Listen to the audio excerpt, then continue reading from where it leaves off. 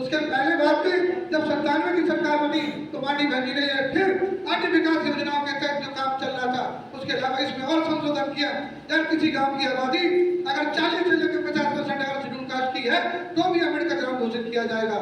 लेकिन जब 2002 में हमारी तीसरी बार सरकार बनी तो फिर दोबारा से यह संशोधन हुआ, अगर किसी गांव में अगर 25% आबादी भी अगर शेड्यूल कास्ट की होती है तो उसे अम्बेडकर ग्राम घोषित किया जाएगा।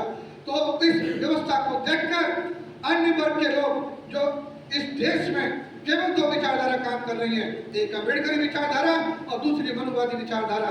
तो मनुवादी विचारधारा के लोगों ने कहा कि इससे बेहतर तो हम उन शेड्यूल कास्ट के गांव में जाके निवास करते, क्योंकि मैं शेड्यूल कास्ट इसलिए कह रहा हूं क्योंकि हमारी एक मर्यादित लैंग्वेज है, हम संवैधानिक भाषा का इस्तेमाल करते हैं। लेकिन आप समझ सकते हैं कि उस समय की व्यवस्था के अनुसार वो लोग हमें किन नामों से पुकारते थे।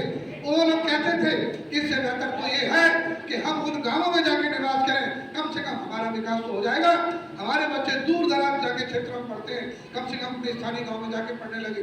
तो ऐसी थी माननीय बहन जी की सरकार। तो साहब कहा करते थे कि मुझे उस भीड़ की आवश्यकता नहीं, जो लोग भीड़ में विश्वास करते हैं वो स्थान छोड़ दे।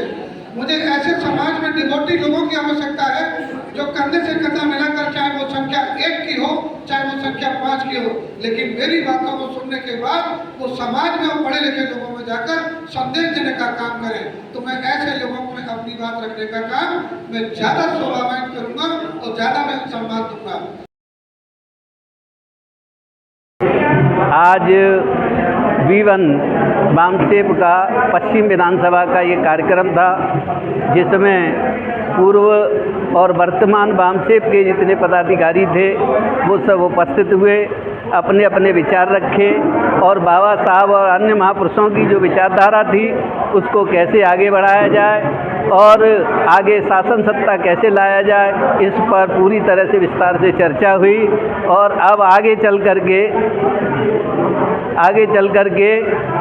जो कहा है BSP की 5वीं बार सरकार कैसे लाए, इस पर मंथन हुआ, चिंतन हुआ और आगे के लिए कार्य करने के लिए सभी ने इस बुद्ध विहार में संकल्प लिया। यही आज का कार्यक्रम हुआ जिसमें सभी लोग आए। सर क्या कहना चाहेंगे आज की जो मीटिंग का विषय है उसको देखते हुए?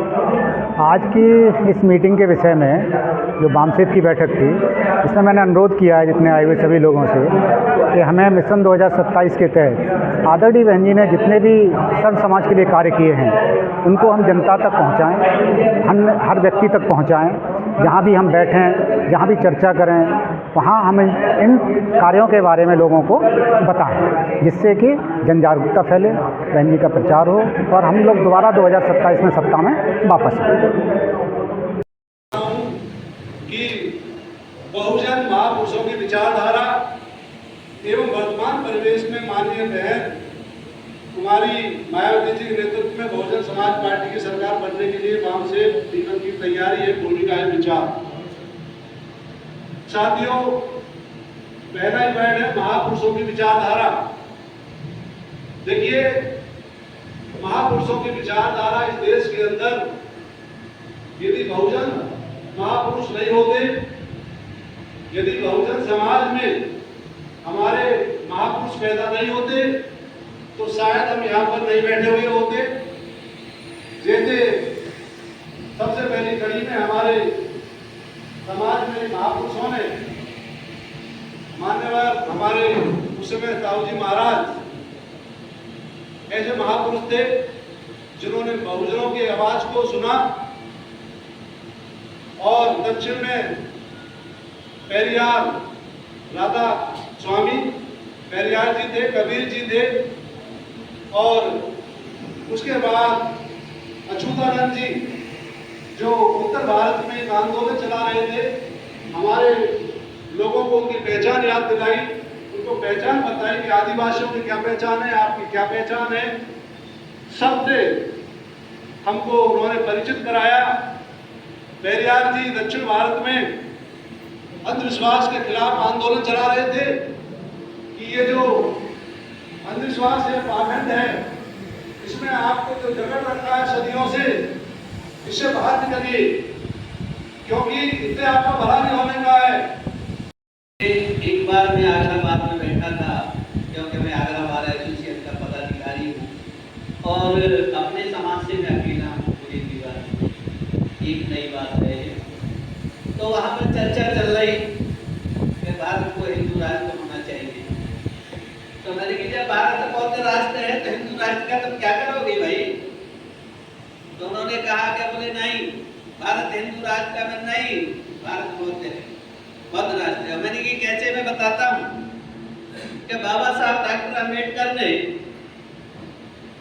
जो व्यवस्था की है भारतीय संविधान में, उससे हम भारतीय बौद्ध राष्ट्र के प्रतीक माने जाते हैं। आपने देखा होगा हमारा तिरंगा झंडा है, और तिरंगा झंडे में जो चक्र है, वो चक्र जो धम्म चक्र है, वो कहां से लिया गया है? तथागत बौद्ध के से लिया गया है। दूसरा आपने देखा होगा जब कोई विदेशी आपके यहाँ आता है और अपनी करेंसी यानी को चेंज करता है, तो उस पर सम्राट अशोक का लाख का चिन्ह है आपके नोट पर, वो कहां से लिया गया है? वो बौद्ध राष्ट्र से है। ऐसे ही भारत का राष्ट्रपति के पीछे सत्यमेव जयते जो लिखा है, वो काय का वर्ड है? वो बौद्ध। तो इससे ये प्रतीक होता है कि भारत बौद्ध राष्ट्र है और आप हिंदू राष्ट्र बनाने के लिए प्रयासित कर रहे हैं। और बाबा साहब ने कहा कि अगर हिंदू राष्ट्र को आपको किसी भी सूरत में नहीं बनने देना है, अगर हिंदू राष्ट्र बन जाता है तो ये बहुजन समाज के लिए बहुत बड़ी ट्रेजेडी होगी, इतनी बड़ी परेशानी खड़ी होगी कि आप उसी पेशवाई राज्य में सोचने को मजबूर हो जाएंगे। इसलिए भारत को किसी भी सूरत पर हिंदू राष्ट्र बनने नहीं देना।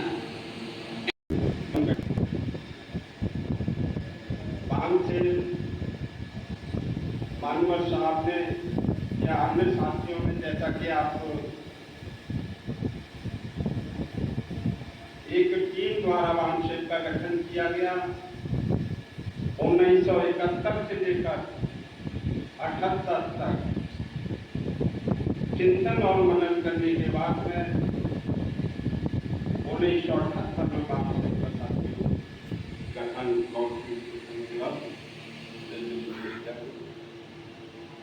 वामशेप के उपदेश क्या दिए थे मानवर साहब ने? आज तमाम हमारे वामशेप के साथी जो उनकी जिम्मेवारियां हैं उनसे हटकर तमाम प्रकार की अनर्गल बातें साथ में।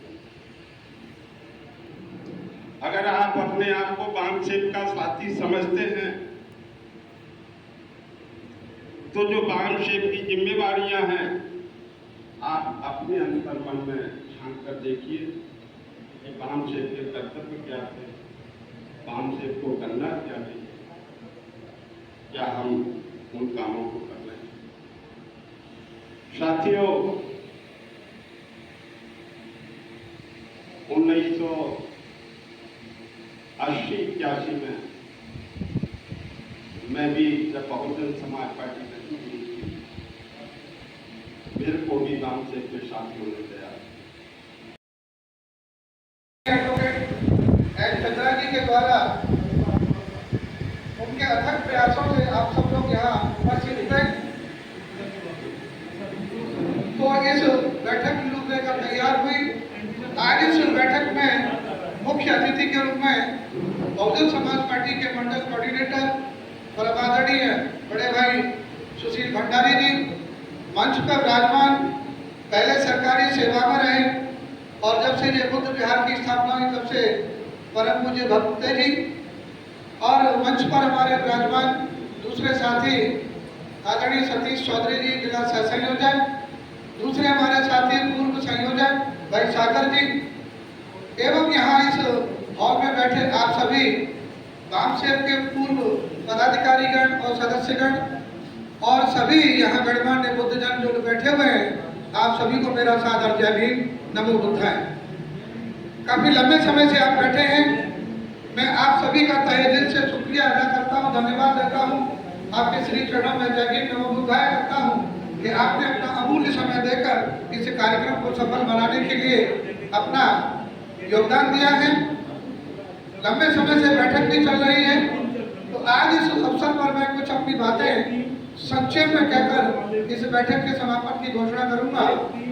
जैसा कि हमें आदेश मिलता है हमारी शीर्ष नेतृत्व के द्वारा, परम आदरणीय बहन जी के द्वारा, कि हम इस जनपद आगरा में 9 विधानसभाएं हैं, तो हम 9 विधानसभाओं के कैडर या बैठक के आयोजन हर विधानसभा में करें, क्योंकि इससे पहले हम लोग क्योंकि वर्किंग क्षेत्र में रहते हैं, काम करते हैं, भिन्न डिपार्टमेंटों में हमारे सभी साथी काम करते हैं।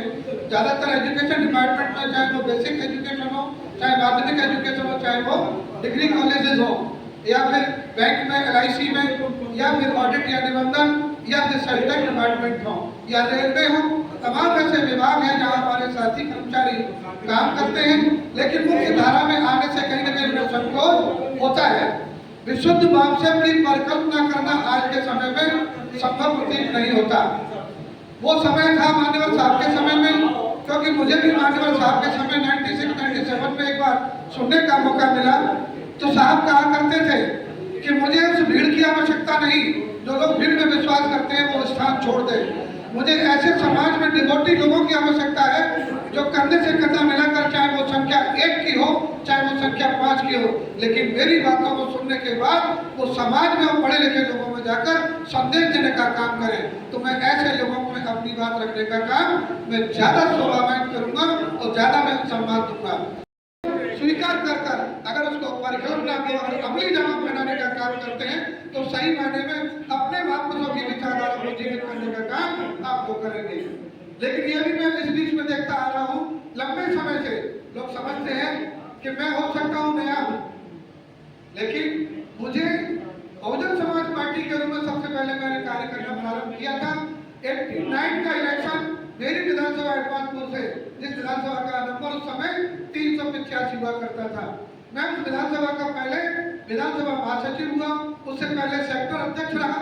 जैसे ही मैं प्राइवेट जॉब में गया, मैं प्राइवेट टीचिंग करता गया, तो परम आदरणीय राधेश्याम चौधरी जी, मेरी टिड़िया क्षेत्र के बाबू कंचन सिंह जी, और मेरे स्वयं के पिताजी श्री श्यामा मैनेजर सुपरवाइजर, और डॉक्टर करण सिंह जी, ऐसे लोगों के बीच में मुझे काम करने का अवसर मिला।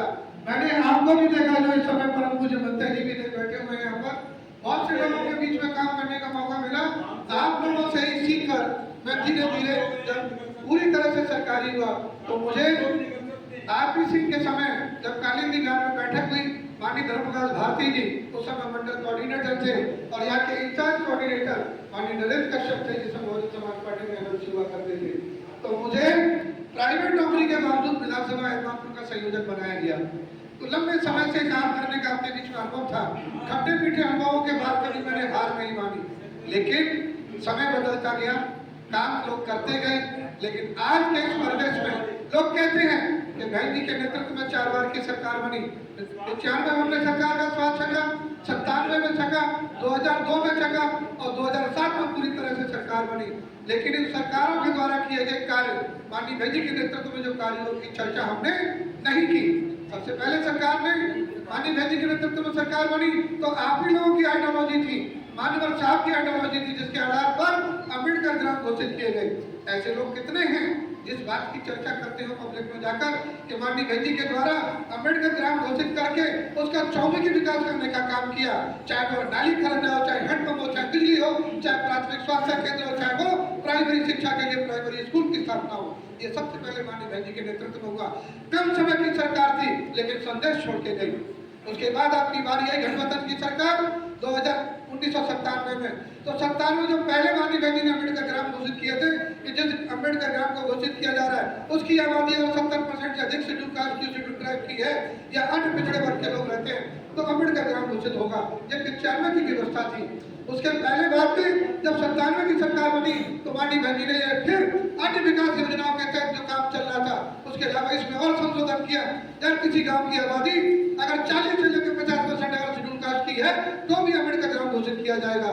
लेकिन जब 2002 में हमारी तीसरी बार सरकार बनी, तो फिर दोबारा से यह संशोधन हुआ, हर किसी गांव में अगर 25% आबादी भी अगर शेड्यूल कास्ट की होती है, तो उसे अम्बेडकर ग्राम घोषित किया जाएगा। तो इस व्यवस्था को देखकर अन्य वर्ग के लोग जो इस देश में केवल दो विचारधारा काम कर रही है, एक अम्बेडकरी विचारधारा और दूसरी मनुवादी विचारधारा। तो मनुवादी विचारधारा के लोगों ने कहा कि इससे बेहतर तो हम उन शेड्यूल कास्ट के गांव में जाके निवास करते, क्योंकि मैं शेड्यूल कास्ट इसलिए कह रहा हूँ क्योंकि हमारी एक मर्यादित लैंग्वेज है, हम समझदारी भाषा का इस्तेमाल करते हैं, लेकिन आप समझ सकते हैं कि उस समय की व्यवस्था के अनुसार वो लोग हमें किन नामों से पुकारते थे। वो लोग कहते थे कि इससे बेहतर तो ये है कि हम उन गांवों में जाके निवास करें, कम से कम हमारा विकास तो हो जाएगा, हमारे बच्चे दूर दराज जाके क्षेत्रों में पढ़ते हैं, कम से कम अपने स्थानीय गांव में जाके पढ़ने लगे। तो ऐसी थी माननीय बहन जी की सरकार। तो बहन जी और मान्यवर साहब की और वामसेप की जो आइडियोलॉजी थी, इस प्रकार से आपको 4 बार का मौका मिला। लेकिन 2007 की सरकार में जैसे ही हम खुलत की सरकार में आए, हमारे लोगों ने इतराने का काम किया। जो सरकार की जो योजनाएं थी उनकी चर्चा करना हमने बंद कर दिया। लेकिन सरकार जाने का कारण विकास नहीं था, सरकार जाने का कारण था कि माननीय बहन जी ने जो बाबा साहब की जो आइडियोलॉजी थी, उस आइडियोलॉजी को माननीय बहन जी ने पटल पर उतारने का काम किया था। और वो कार्य क्या था कि बाबा साहब ने समतामूलक समाज की स्थापना के लिए अपना सारा जीवन लगा दिया। और वो क्षमता ये थी कि महापुरुषों की विचारधारा को, बाबा साहब के केवल 3 ही गुरु हुए, सबसे पहले उन्होंने ज्योतिबा फुले को माना, बुद्ध की विचारधारा को माना और कबीर को माना।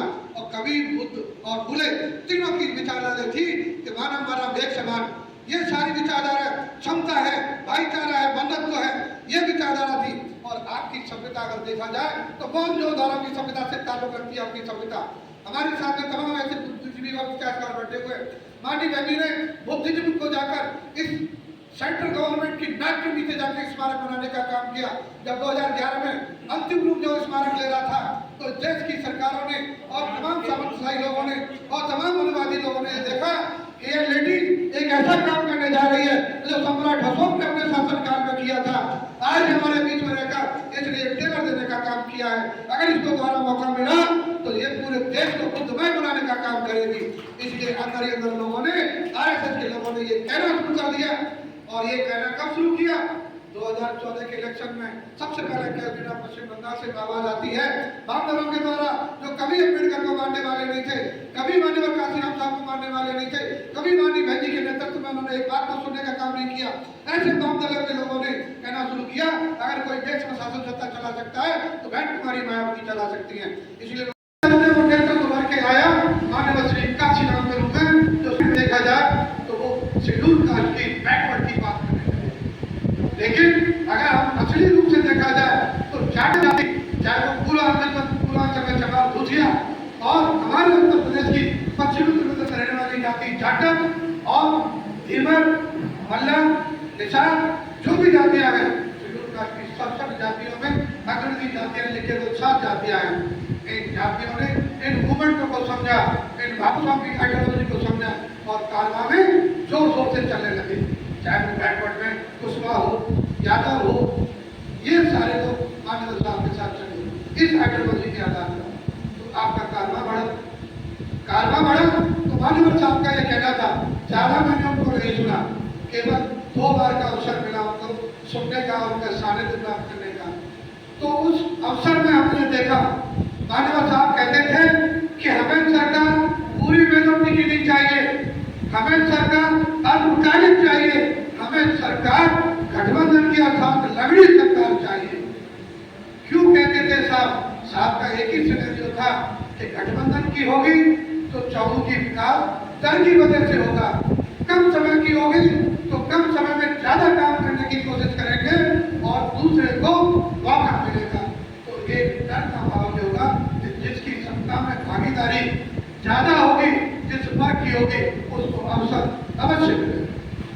तो ये चीज हमने चली और हमने ये देखा कि जब मान्यवर साहब के जाने के बाद जब नेतृत्व में बहन कुमारी मायावती जी के नेतृत्व जब उभर के आता है, 2007 की सरकार बनती है, बहन जी अपने महापुरुषों की आइडियोलॉजी को लखनऊ और नोएडा में जमीन पर उतारने का काम करते हैं। तो हमारे लोग कहते हैं उनके साथ सुर मिलाकर कि